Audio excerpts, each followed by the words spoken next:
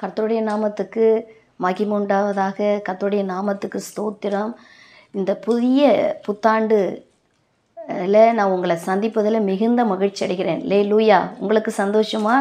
இந்த புதிய ஆண்டில் முறையாக உங்களை நான் சந்திக்கிறதுல ஒரு நல்ல ஒரு அருமையான ஒரு சிறப்பான ஒரு நற்செய்தி உங்களுக்கு சொல்ல இருக்கிறேன். லூயா, அண்ணன் மோகன்சி அண்ணன் ஊழியம் இயேசு விடுவிக்கிறார் ஊழியத்தில் திறப்பின் வாசல் உபவாச ஜெபம் நாளை தினத்தில் ஏற்காடில்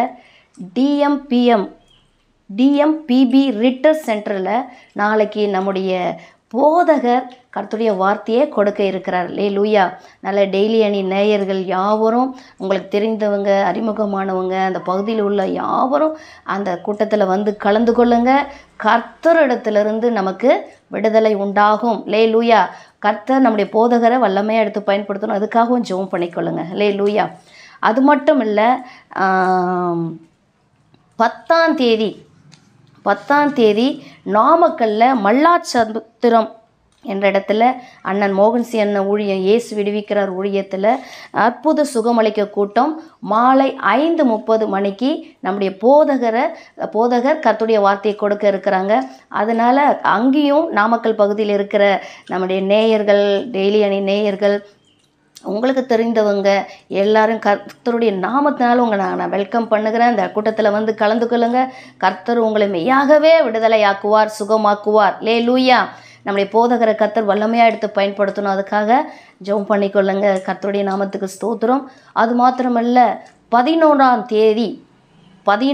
தேதி சேலம் மாவட்டத்தில் அண்ணன் மோகன்சி அண்ணன் ஊழியம் இயேசு விடுவிக்கிறார் ஊழியத்தில் திறப்பின் வாசல் ஜெபம் உபவாச ஜெபத்தில் காலை 9:30 மணிக்கு நம்முடைய போதகர் கர்த்தருடைய வார்த்தையை கொடுக்க இருக்கிறாங்க.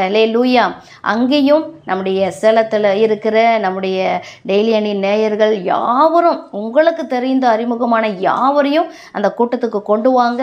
கர்த்தர் மெய்யாகவே நமக்கு ஒரு பெரிய அற்புதத்தை அந்த நாளில் செய்வார். நம்முடைய போதகரை கர்த்தர் வல்லமையாக எடுத்து பயன்படுத்தணும். அதுக்காக ஜெபம் பண்ணிக்கொள்ளுங்க.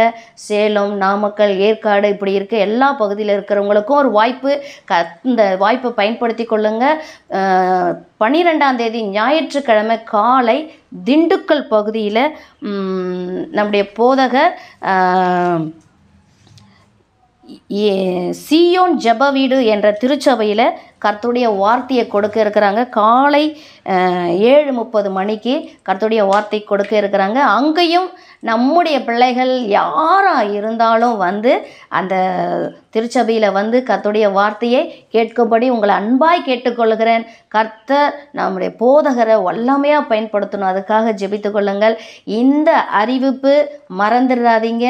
எல்லாருக்கும் தெரியப்படுத்தி நாளைய தினத்திலிருந்து 4 நாள் தொடர்ந்து அந்தந்த பகுதியில் வந்து கலந்து கொண்டு கர்த்தருடைய அற்புதத்தை பெற்றுக்கொள்ளுங்கள். கர்த்தர் உங்களை ஆசீர்வதிப்பாராக. ஆமென்.